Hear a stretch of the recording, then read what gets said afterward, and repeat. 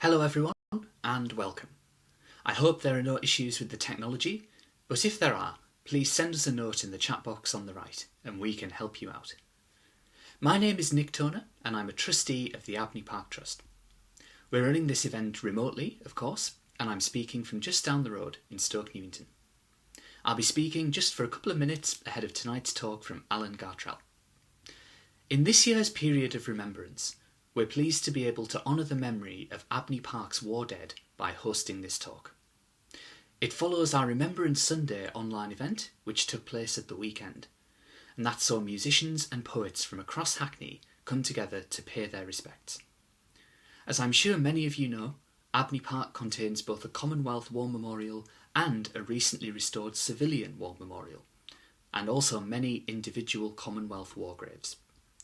It's an honour for the Abney Park Trust to be able to help preserve the memory of the war dead, both by working hard to look after these monuments and also by putting on events like this one tonight. It's wonderful to see you all here, and I'd like to start with some thank yous. Thanks to Alan for preparing and delivering this talk. Thanks also to Zach and Hayden, our staff here at the Abney Park Trust, for their work in making it happen. And thank you to our events committee for organising. We're the Abney Park Trust, the custodians of Hackney's precious urban woodland, located right here in the heart of Stoke Newington. We're a registered charity and we're based in the office next to the park's High Street gates. We work alongside the London Borough of Hackney to preserve and maintain the park, but our role as the Trust is to bring the park's wildlife, biodiversity and rich cultural heritage to life. Our remit is wide. We provide services such as grave maintenance and grave searches, while we also look after the shared memory of the local community with our archives, monument restoration programmes and more. If you visited the park this week, for example, you might have seen that we're currently supervising the restoration of the grey granite Celtic cross of Andrew Holmes Reed. We curate virtual walking tours on everything from Abney's abolitionist history to the park's trees and ecology, and you can find these on our website by going to the menu titled Visiting along the top. And we're also committed to ensuring that all people can come along and enjoy Abney Park, no matter who they are. We're now, of course, in a second lockdown. The coronavirus pandemic has caused the Trust to change its operations in many ways, especially when it comes to events. We're pleased to say, though, that we've had a fantastic calendar of virtual talks over the course of 2020. We held interesting Black History Month talks last month, for example, and our 180th anniversary celebrations earlier in the year were also successful. But fundraising is still a priority. Our in-person events are still off, our shop is closed, and as winter approaches, it's important that we continue fundraising. We've received generous donations throughout the year from members of the public, but we still need to fundraise. It's only through fundraising that we'll be able to continue restoring monuments, organising online events, and more. If you'd like to donate, please do consider doing so by going over to our website, abneypark.org, and clicking Donate at the top. And while you're there, don't forget to go to the News and Events section, also at the top, to book tickets for December's online talk with cemetery guide and researcher Sam Perrin. This talk will focus on Duelling Wizards, a tale of battles between Abney's very own Wizard of the South, Barney Eagle, and the Wizard of the North, Professor Anderson. It's a fascinating topic, so make sure you don't miss it. But now for tonight's event. We're pleased to welcome Alan Gartrell, a regular speaker at Abney Park Trust events. Tonight, Alan will be looking at how the war dead are remembered, and looking in particular at the history of war grave arrangement and how it has changed. So, thanks again for joining, and enjoy the talk.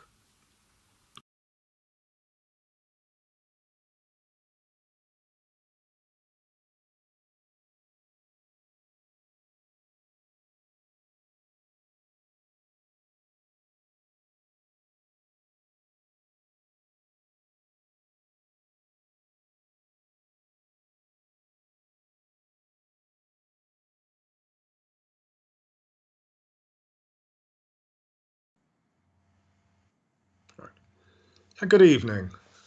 So my name's Alan Gartrell. I do walks and talks around Abney Park Cemetery. For the last couple of years, around this time of year, I have done a remembrance walk. So I will try and recreate some of that. I would normally start at Abney's most recent war grave, its most recent Commonwealth war grave stone. It was erected in 2018, but for someone who died in 1916, Albert Pierce.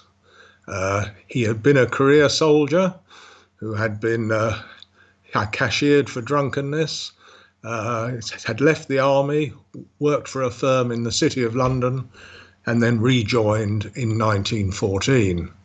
The whole story of how his grave was found and how a stone was put up there is a complex one, but it shows that the Commonwealth War Graves Commission does still respond to requirements for new markers. And then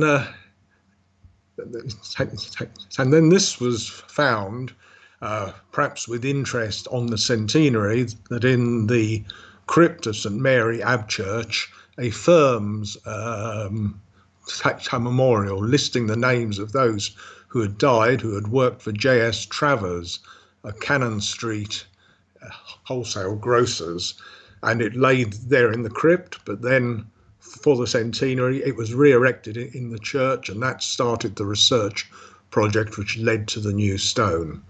I'm going to be talking about different types of remembrance, and obviously the company or firm memorial, he says, quite a prominent one that we probably walk past many times without noticing. As you go up to Waterloo Station, there are huge lists of names of those who worked for the railway company. In Custom House in the city, there's a room with many memorials for people who worked for the Inland Revenue. I managed a building once that had a small memorial just for 5 people who had worked for the Bank of South Africa, say in the 1910s, and who had died in the war. As you go into the Royal Academy, on the left-hand side, there's a memorial to the staff, students and tutors of the Royal Academy who died.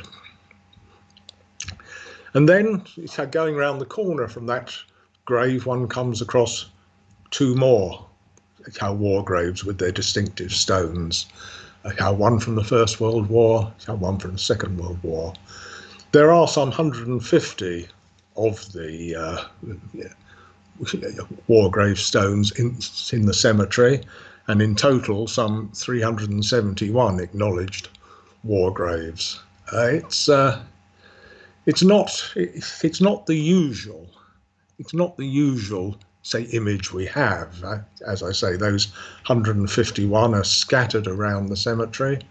There are records in the office indicating who they were and what they died of, wounds, phthisis, which is a sort of consumption, gas poisoning, even shell shock is listed as the cause of death.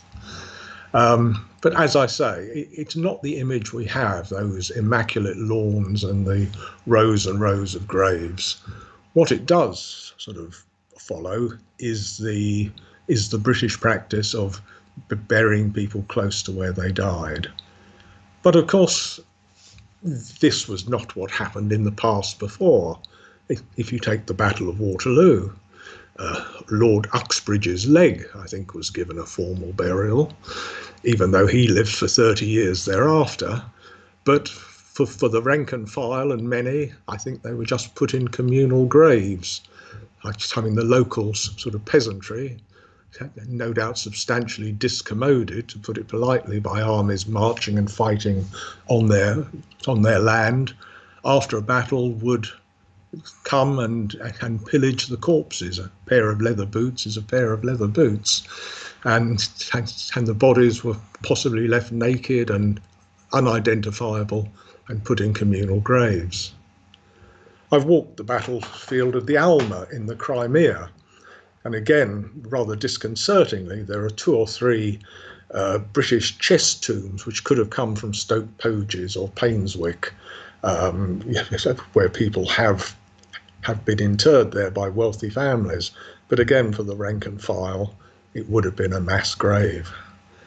Now, come the First World War, of course, the logistics of hundreds of thousands dying just across the Channel had different questions. But then again, the British way is not the only way. There are 1,000 war cemeteries in Northern Europe. If you find the biggest is Tyne Cot with about 12,000 graves, which is humbling and astounding to go to. But there are many, many much smaller. As I say, the British way was to bury people close to where they died. Now the French, they have huge cemeteries which focus on the enormity of the sacrifice of the French nation. At Notre Dame de Lorette, there are 40,000. At Verdun, there are sort of cemeteries for 130,000. It's a very different approach. And there are German cemeteries. I find these look very different. They are rather dark and brooding places, heavily forested. Find reflecting the German myth of a forest people. So, you find the British war cemetery is a construct, and the man responsible for it, and the first chairman of what was then the Imperial War Graves Commission, was a man called Fabian Ware. He had been the editor of a British paper, the Morning Post, which could be described as a warmongering paper, very keen on taking on the German threat. When the war did break out, he did at least show great keenness to go out. He was rejected by the army, sort of being over 45 or so, but he did go out, extraordinarily enough, with the Royal Automobile Club volunteer force, which was an ambulance service. But while he was out there, he identified the problems of the dead, of marking the graves, registering the graves, recording the graves. And of course, in the initially quite fluid fronts, graves could be marked and then advanced or retreated over, lost. And he was keen that something should be done to address this. And he went back to the British Army with his proposals. There's an excellent book on this, David Crane, Empires of the Dead. And in that, Crane says that Ware approached the Adjutant General of the British Army, effectively the Chief Administrative Officer, and put his proposals. And Crane says that Ware, who had an interesting life, sometime in the Transvaal, as I say, an editor, and then a director of Rio Tinto Zinc, but he had been brought up a Plymouth Brethren, and he identified the Adjutant General as someone else who had been a Plymouth Brethren, and he remembered the Adjutant General as a youth making many errors in his Bible readings, so he felt he had the moral high ground, and he managed to get the army on board with this proposal.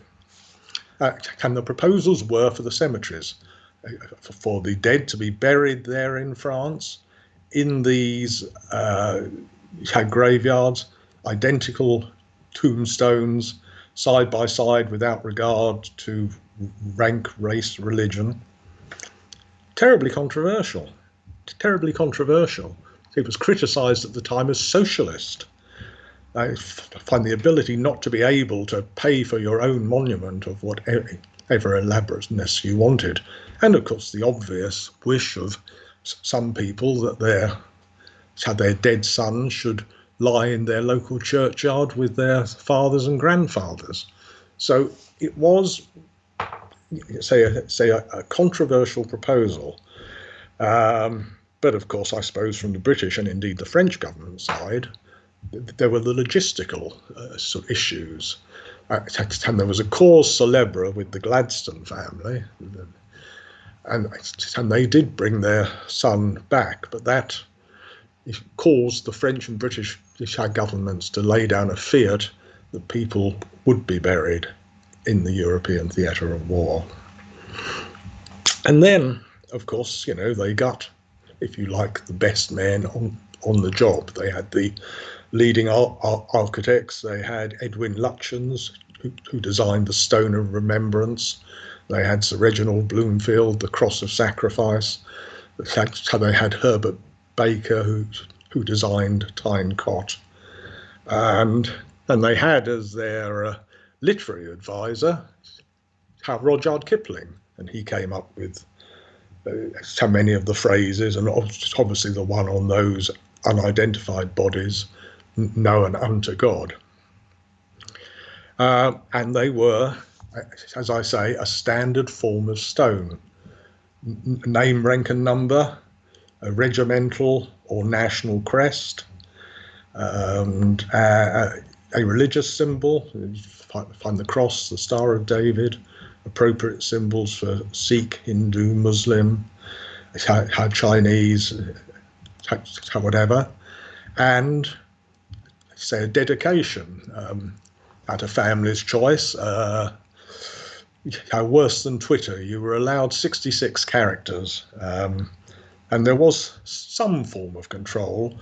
Apparently, sacrifice to capitalism one was not allowed as a choice. And I mentioned about say all races and religions. I have been to a Commonwealth War cemetery near Etaples with a largely Chinese burials. People that were brought over in part to dig the trenches, though in David Osalaga's book you can see on the contribution of the Commonwealth and other nations, you can see a tank repair shop entirely staffed by Chinese. And this follows the general pattern and the same graves, but has a Chinese moon gate. And I would stress this was in no way segregation, because there are, as I say, people of all races in that cemetery. It's the same. There is an Indian cemetery with sort of a Mughal architecture gate, and the War Commission paid specialist Chinese craftsmen to make sure that the Chinese characters on these graves were right. So, I mentioned Kipling's known unto God. That is those people, those bodies that could not be identified. But of course, the families of the thousands of missing were very distressed. Where can we go and grieve? There was even a proposal for dud graves, which got quite a bit of mileage, that you would have a gravestone, it's in the standard format with the name, rank and number and the dedication, but there would be no body there.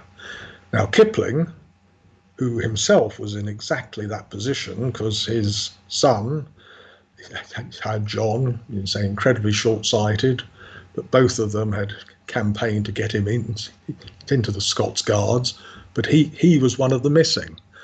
So Kipling's only son was one of the missing, but he found the proposal for dud graves. I think he described it as repulsive and even creepy. What finally put an end to it was, of course, the French government and the French agricultural, who said, we have given you land for graves, but if you think we're going to give you fields which will be full of gravestones but no bodies, no, we're not. And they also said that you should scale down the other memorials, because what the answer to this question was those extraordinary and moving monuments at the Menin Gate for the Northern Campaign, say designed by Reginald Blondfield, say Arras, designed by Herbert Baker, and Lutyens' masterpiece, the Epville, down in the Somme, where you have these panels with scores, hundreds, thousands of names of the missing, which are, of course, deeply moving. How deeply moving. And I understand that when how bodies are found, and they still are found, I think Kipling's son was found in this century. I understand the names are removed from these memorials. So, by this time on my walk, I'd probably be over in the northeast of the cemetery. There's a grave there for someone who served in a regiment. It's how my father served in the Inns of Court and City Yeomanry, and you walk through, and as you walk over there in the cemetery, you do see on lots of graves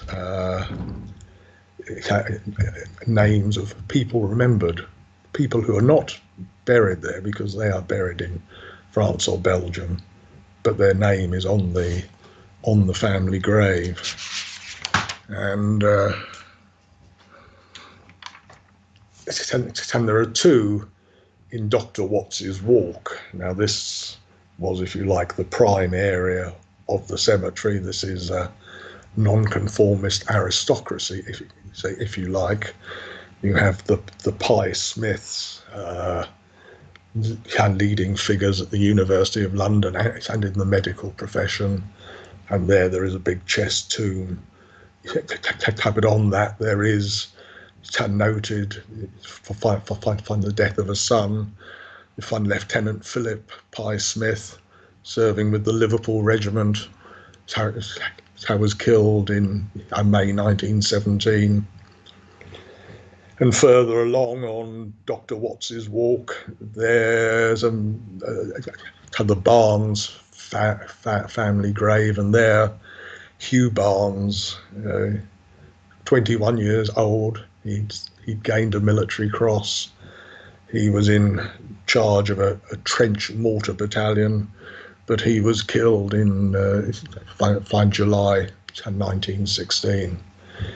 Now, I know the faces of both these men because in the centenary commemorations, Danny Boyle, the film director and creator of the Olympic ceremony, had this very moving tribute where faces were stenciled into the sands of various beaches around the country.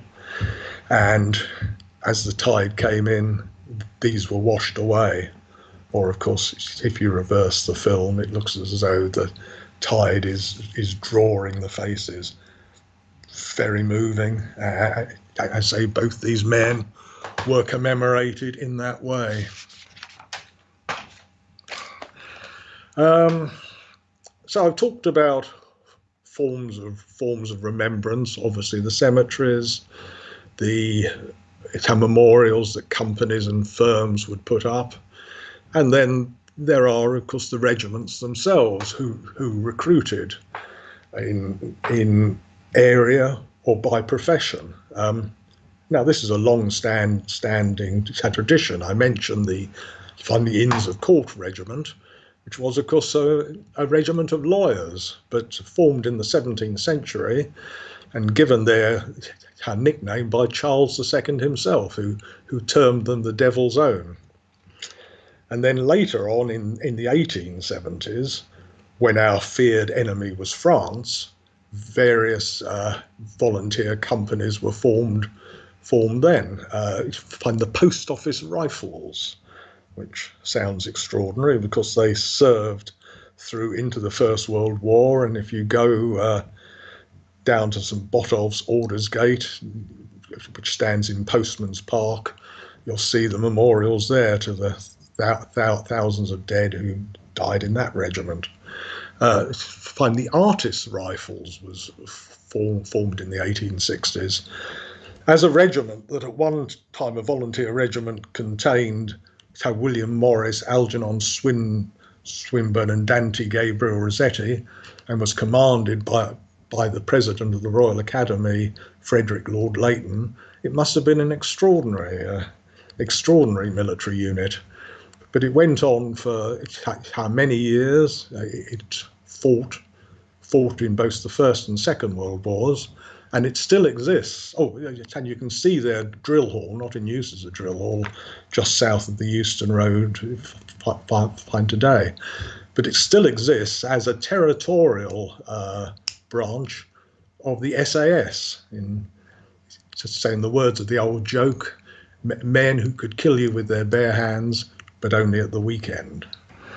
But moving on to other specialist battalions which became the way in the First World War, there's the cyclist battalion, find the public school battalion, the football association was shamed into forming a battalion and cancelling football, the footballers battalion, which then saw the birth and brief flowering of women's football in this country before it was shut down after the war.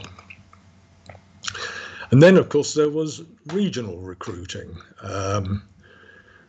Say in Lancashire, say in Bury, you had the Lancashire Fusiliers, and they commemorated their 6 Victoria Crosses before breakfast, which they gained at Gallipoli. I have a theory that the more Victoria Crosses are awarded, you find the bigger the disaster was. And Gallipoli and the Gallipoli landings, and indeed the whole campaign, was not a great success for Britain or indeed Lancashire or Bury. And the most famous example, say, is the Accrington Pals. Say again, a regiment, rather a battalion, created in Accrington, and they were effectively wiped out on the first day of the Somme. And there wasn't a street in Accrington that didn't have, say, a casualty. And that was the end, I think, of the PALS system. First day of the Somme, say another very moving tribute, say, in the last few years, and that was the Jeremy Della project, where on the 100th anniversary of that, suddenly silent men in uniform appeared in all our stations and town centres, and you find they wouldn't speak if you went to them. You find they gave you a card with their name, rank and number, say, and date of death, which was, of course, that day. They say silent, apart from an occasional chorus of "we're here because we're here, because we're here, because we're here." But these groups and regiments, as we would have had if we had a normal, Remembrance Day, one would have seen them walking past the cenotaph. Regimental groups, regional groups, the Shot at Dawn Society, which successfully campaigned for pardons for many of those shot at dawn in the First World War. The Arctic Convoys. One very famous group after the First World War, and this was the Old Contemptibles. And this was the tiny British regular army that once again was effectively wiped out, decimated, whatever, but managed to halt some of the German advance. And supposedly, the Kaiser referred to it as a contemptible little army. He probably didn't, but it went into legend and it became adopted as a badge of pride. Now, that was formed in Powerscroft Road in Hackney, just down the road from the Round Chapel, by a man called Captain Danny. I must do some more research into him, because it's an extraordinary story. I mean, he was, say, a Hungarian Jew who'd lived in New York, but came back and joined up under an adopted name of Captain Danny, and then formed the Old Contemptibles. And he was buried in Abney. He tried to have a Mons Memorial march some 10 years on, He had to mortgage his own house to fund it, and he died quite soon after. He died in 1928. 1,000 old contemptibles came to the cemetery. 10,000 people lined the streets. And then in 1931, by public subscription, a large gravestone memorial was put up to him. And you can actually find some footage of that on YouTube. A Pathé News short snippet of the burial and the old contemptibles with their flags flying, marching through the Egyptian gates. So, to say another form, of course, is war memorials. Most villages you'll find a war memorial. Some don't. Some of the fortunate villages, those where everybody came back, and in fact there are even doubly fortunate villages where everyone came back from both the First and Second World War. In other places, sometimes they've built a memorial village hall or a cottage hospital. Or, of course, you look at Stoke Newington Library, and that has Pro Patria written on the two sides of it, and a substantial war memorial. That's how they're in. And there is, I normally finish the talk and tour on the war memorial in Abney. It has Blondfield's Cross of Sacrifice. Stoke Newington is apparently quite rare in having two of these, one near the Stoke Newington Library and the one on the memorial. You just look at the names. I pick one, you can see how it stood out. Private Frederick Sunshine.